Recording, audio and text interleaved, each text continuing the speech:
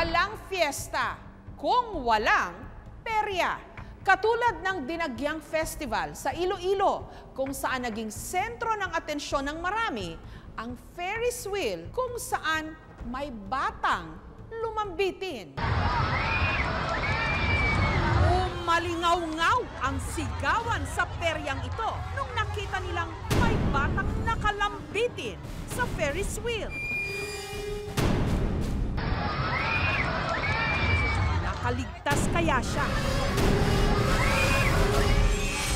Itong Sabado sa Mandurriao, Iloilo City, nagkayayaan ang mga kaibigan ni Marie, hindi niya tunay na pangalan, na pumunta sa perya. Meron pa akong dalawang kasama, tapos hindi pa kaming lahat nakakapasok ng carnival sa Dinagyang this year. Gusto namin yung peryang hagis-hagis. Tapos, pagdating doon, nakita namin yung rides.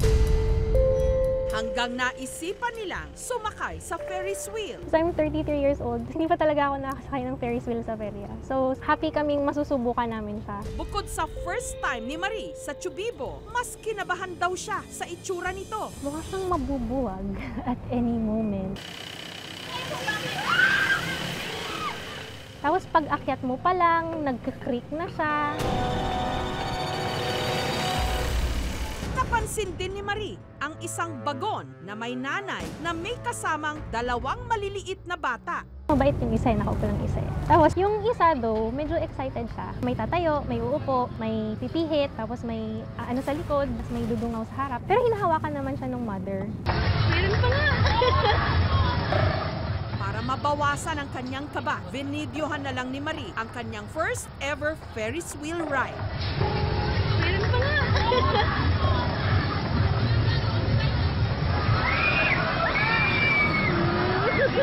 Pero makalipas ang ilang minuto, oh my God! Oh my God! Oh my God! Oh my God! Oh my God! Oh my God! Oh my God!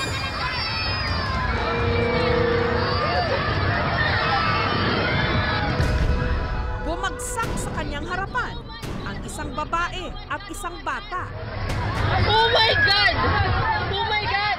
Ang pinagbagsakan ng mag-ina, trapal na bubong ng Ferris wheel entrance. Oh my God! Oh my God! Oh my God! Oh my God! Oh my God! Nabigla ako. Pero alam mo yung nabiglang frozen ka na lang. Sinalo sila ng trapal. Nag-hold yung trapal enough para hindi sila malaglag sa baba. Kasi sa baba ay yung mga bangko ng mga naghihintay. May mga tao din. Yung nabutas yun, nalaglag sila. Oh my God! Oh my God! Oh my God! Oh my God! Oh my God! Siyempre, injuries. Dumugo yata yung bibig ng bata. Baka tumama siya sa isang tubo. Ang hindi alam ni Marie nung mga oras na yon, may nakalambitin pa sa bagon na isa pang bata. Paano humantong sa ganito ang sitwasyon? Samantala, nung mga oras na yon, tumatawid naman sina Jerly at ang kanyang mga anak papuntang perya nang bigla na lang daw may nagsigawan. Nakita ko tuloy sumisigawan na yung mga tao. Oh my God, sabi nila. Doon na nakita ni Jerly ang nakataob na bagon at ang batang nakalambitin. Siyempre, kabado din ako na habang tinututukan ko siya ng video, yung katabi kong anak, siyempre, sigaw din ng sigaw na, oh my God, mama, oh my God, yung bata nakakaawa. Isa sa mga unang rumesponde, si Police Senior Inspector Maria Liza Nofuente. Pumunta yung ama ng bata sa amin at dala yung dalawang bata na may mga bukol sa ulo. So, nagreklamo doon sila, ma'am, na nalaglag sila sa Ferris wheel. Tapos yung bata parang matutulog yata at sumusukay. Kaya doon kami natakot, ma'am, na baka kung ano mangyari sa bata. Nasa luman ng bubong ang mag-ina, nasugatan pa rin ang bata matapos tumama ang bibig nito sa tubo. Wala naman daw naka-standby na medic sa area, kaya agad silang isinugot sa ospital. Yung nanay hysterically galit na galit sa Ferris wheel kasi hinanap na talaga nila yung first aid. However, wala yata yung sa carnival na wala silang first aid. Kinuha ng may-ari yung sasakyan niya, ma'am, at saka doon na pinasakay at dinala sa ospital. Agad ding ipinatigil ang operasyon ng Ferris wheel base sa investigasyon na pag-alamang maluwag na pala ang lock ng sinakyang bagon ng mag-iina. At nung nakalas ito, habang umaandar ang Chubibo, lumusot ang 4 na taong gulang na bata. Samantala, ang mag-inang naiwan, hindi raw aksidenteng nahulog, kundi sinadya nilang tumalon. Sabi lang ng nanay, tumalon sila. Kasi nga na-unlock yung lock niya, tumapon yung bata. Tapos humingi sila, nagsisigaw sila na humingi ng tulong. Yung operator ng Ferris wheel, to the rescue siya. However, siyempre pinaikot pa yung Ferris wheel at saka parang hindi na yata na kaya ng nanay. Tumalon na yung nanay at saka bata. Pero ano ang sinapit ng batang nakasabit? Ay umakyat agad na nag-rescue yung mga tao sa perya.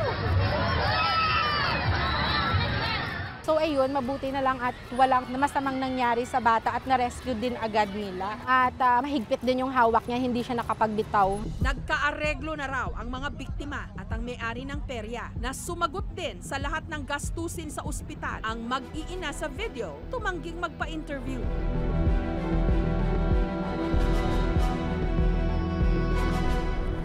Samantala, sa pag-iimbestiga ng lokal na pamahalaan sa karnabal, napag-alamang wala itong permit kaya agad ipinatigil ang operasyon nito. Pero bago pa man masuri ang Ferris wheel, nabaklas na ito ng may-ari.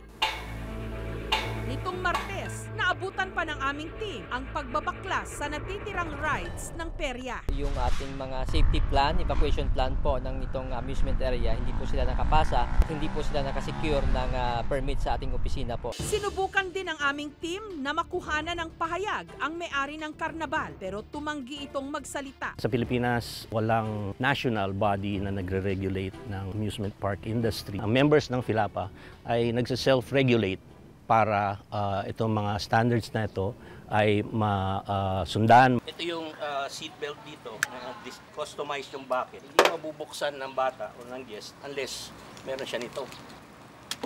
Ito, dala-dala ng attendant, ng operator.